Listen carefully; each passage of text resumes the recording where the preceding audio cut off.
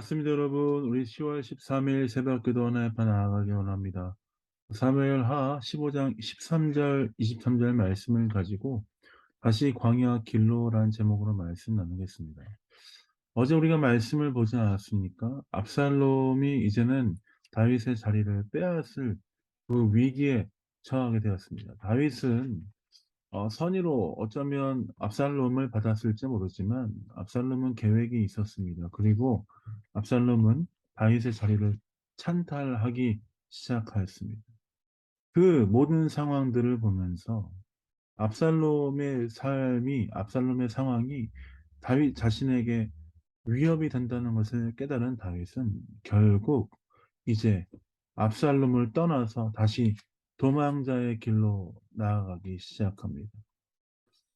다윗은 어쩌면 광야의 길로 다시 접어들게 되면서 많은 불안감이 있었을 것입니다.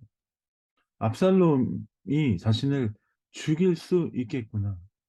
사울이 자신을 죽이려고 했던 것처럼 압살롬도 그런 자리로 나를 내몰고 있구나. 나는 더 이상 숨을 데가 없구나라는 생각을 했을 것입니다.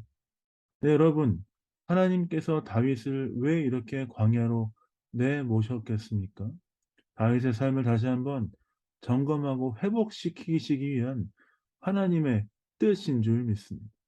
다윗은 왕이 되어서 죄의 자리에 빠졌지만 그것이 죄의 자리인지도 깨닫지 못하는 상황 가운데 있었습니다. 그런 상황 가운데 하나님은 나단을 보내시고 여러 가지 상황을 통해서 다윗에게 회복할 수 있는 기회를 허락하신 것이죠.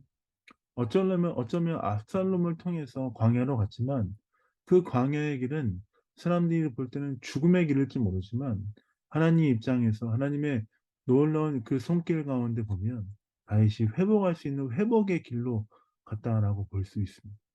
하나님은 다윗을 사랑하셔서 다시 한번 회복할 수 있는 기회를 허락한 것이죠. 사랑하는 성도 여러분, 그래서 광야로 가는 길은 결코 우리가 죽음으로 가는 길이 아닌 것을 기억해야 됩니다. 하나님이 사랑하셔서 훈련시키시고 하나님이 사랑하셔서 이끄시는 은혜의 길인 줄 믿습니다. 광야에서 훈련받으며 그 훈련이 됨으로 말미암아 하나님께 더 가까이 가는 그 놀라운 은혜 가운데 초청받았다라는 것들을 기억해야 할 줄 믿습니다. 우리 berlin에서 삶은 어떻습니까? 왕궁에서 사는 기쁨의 시간입니까? 아니면 여전히 깎여지고 여전히 다듬어지고 있는 광야의 시간입니까? 하나님께서 이 berlin의 시간 동안 우리를 두신 이유가 있다면 더 깎고 다듬고 하나님이 쓰시기 편한 사람으로 만드시기 위해서 우리를 이 자리에 부르시고 세우신다라고 생각이 듭니다. 그렇다면 우리가 이 광야의 시간을 어떻게 보내야 되겠습니까? 하나님이 우리를 사용하시기 원하는 것들을 기억하면서 그 은혜를 기억하면서 잘 다듬어지고 잘 깎아지고 하나님 앞에서 훈련되어지길 소원하는 마음으로 주 앞에 머물러 있어야 광야의 시간을 한탄하고 원망하는 것으로 광야의 시간을 보내지 마십시다. 이 광야의 시간을 통과하면서 깎고 다듬어지고 주님 쓰시기에 편한 도구가 되어 계속해서 하나님 은혜 가운데 사는 삶 될 수 있도록 이 시간들을 보내야 될 줄 믿습니다. 오늘도 새로운 광야로 나아가는 베를린 영광교회 성도 여러분, 주께서 붙드시고 함께 하실 줄 믿습니다. 그 주님 바라보시면서 승리하시는 귀한 하루 되시길 원합니다. 제가 기도하고 새벽 기도 마무리하겠습니다. 기도하겠습니다. 하나님, 그렇습니다. 광야의 시간 가운데 우리가 하나님의 은혜 가운데 있음을 기억합니다. 이 시간을 통과하며 하나님 은혜와 사랑을 기억하며 나아가는 귀한 삶 될 수 있도록 아버지 인도하시고 함께하여 주옵소서.